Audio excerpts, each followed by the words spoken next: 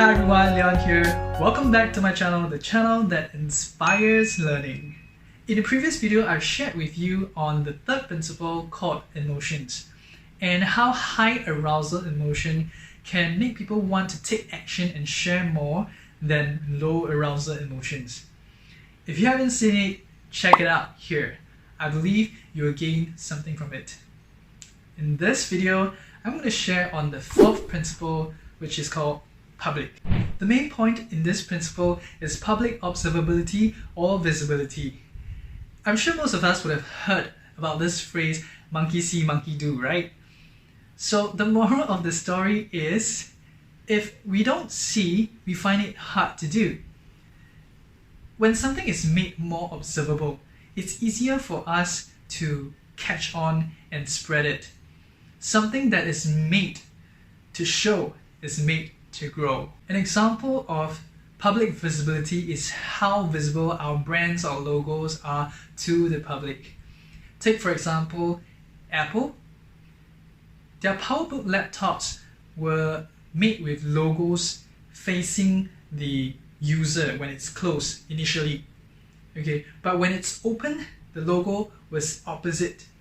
And when Steve Jobs saw this, he immediately ordered all the logos to be flipped around, because when the user is using it, the logo is facing everybody else, and everybody else needs, in his opinion, needs to see his logo clearly and upright, and therefore he ordered all the laptops to have the logos flip around from then on.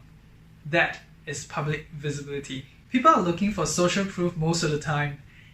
More often than not, people choose things or activities that are more visible to them. Now, for example, if you were to crave for a good cup of bubble tea, and there are two stores right in front of you, one with no people and the other with a long queue. Now, naturally you would think the one with the long queue has better bubble tea, right? And the tendency is to queue together with the rest of the people and get your bubble tea. Okay, unless you're the type that goes, any bubble tea will do lah, just bubble tea can already. So you'll just go to the one with no queue. Okay, but the tendency is to choose things that most people or more people are at, and that is where visibility comes into place. And that seems to explain why so many people are hoarding toilet paper also. The author shared with us two ways that can increase the visibility of our products. One is have the products advertise itself. What do you mean by that? For example, Hotmail. Okay, when we send out an email from Hotmail, the receiver will receive the email with a Hotmail link below saying something like, get your free email account with Hotmail at this, something like that, right? Or have you ever received messages from phones that says, sent from my iPhone? Okay, that is also advertising by itself. And things like wearables, like clothing and bags, that have distinctive brands and labels on it, that you can see from afar that whether it is a Nike or a LV. So you see, we have been walking advertisements for these companies, and yet they don't pay us a marketing fee for it. Come on. The other way is called behavioral residual. What it simply means is anything that is left behind after the action is taken. Still don't quite understand, right? So let me give you an example. For example, we buy things from Nike, Prada, Tiffany, and other retailers, right? What do they give us? They give us disposable shopping bags after our purchases. Okay, and what do we do with these shopping bags? I mean, for some that has social currency, like higher end brands, we would reuse them, right? And for some who even gave us more durable bags, even tote bags. These are reusable and we will use them. And when we reuse them, what it does is give us another opportunity to help them market their products. That is why the author mentioned that giveaways can be a very great form of behavioral residual. However, he cautioned that giveaways must be publicly visible. For example, if I were to give away a name card holder, it is practical for executives and business person, right?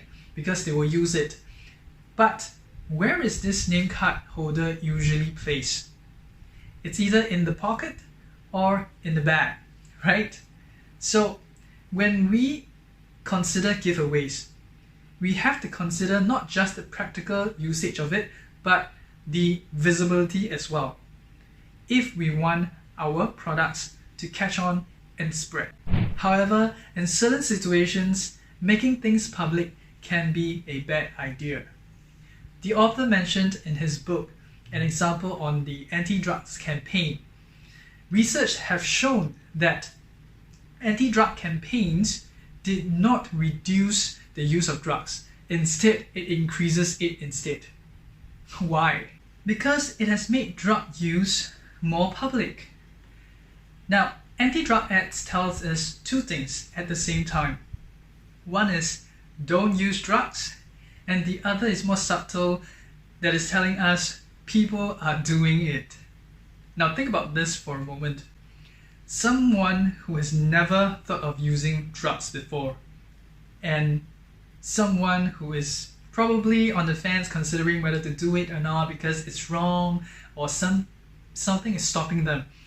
And suddenly they see anti-drug ads coming up more often.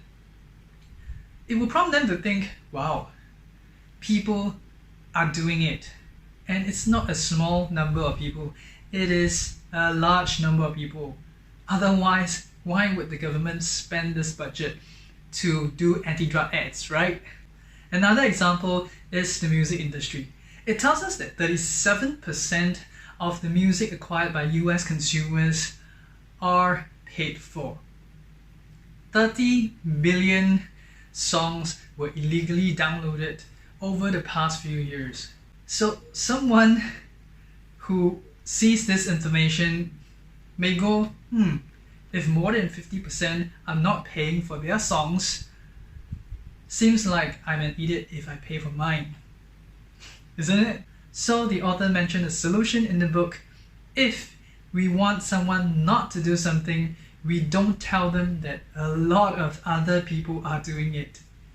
Instead, we should tell them what they should do. An example is given in the book on this stealing of petrified wood from the Arizona's Petrified Forest National Park. They did an experiment on 2 trails in the park. One trail is put up with signs that tell people not to take the wood because many people have done so before, and it has changed the natural state of the forest. The other trail tells people to help preserve the natural state of the forest by not taking the wood. So, can you guess which one works better?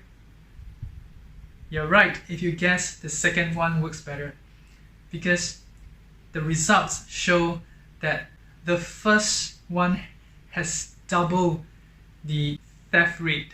So depending on what your objective is, make use of public visibility effectively on what I've shared earlier. The next principle is practical value, where the author shares with us his insights and the psychology behind our purchases. I'll share this in my next video, and if you're interested, hit the subscribe button or the notification bell to be notified of my next release. In the meantime, do check out my other videos from the learning I have from the 5 love languages and Start With Why.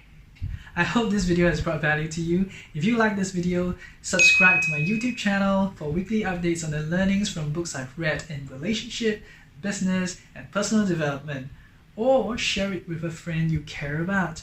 Because when you share, you're not just sharing a video, you're sharing content that could make a difference in people's lives.